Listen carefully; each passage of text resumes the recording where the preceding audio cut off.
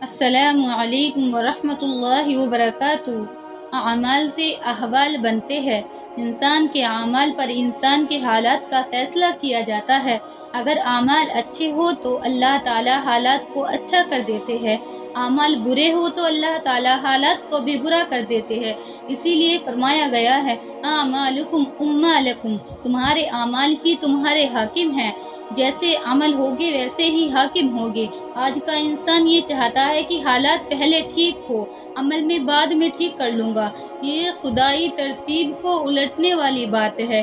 ایک ترتیب ہوتی ہے، گھوڑا آگے ہوتا ہے اور تانگا پیچھے ہوتا ہے۔ ہم اپنے اعمال کو پہلے سنوارے، پروردگار ہمارے حالات کو سنوار دے گے۔ اکثر سنا گیا بلکہ پوچھا گیا کہ بھائی آپ مسجد میں نہیں آتے؟ جی بس کچھ کام کاروبار ٹھیک نہیں چل رہا، ذرا ٹھیک ہو جائے گا تو آ جاؤں گا۔ یعنی پہلے حالات ٹھیک ہو بعد میں اعمال کو ٹھیک کروں گا۔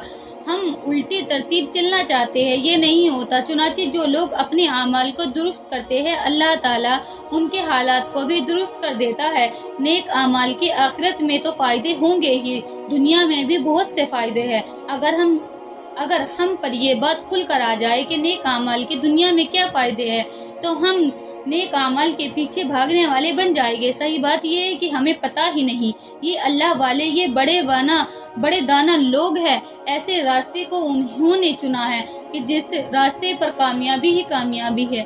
یہ بازی عشق کی بازی ہے، جو چاہو لگا دو، ڈر کیسا؟ گر جیت گئے تو کیا کہنے، گر ہار گئے تو مات نہیں۔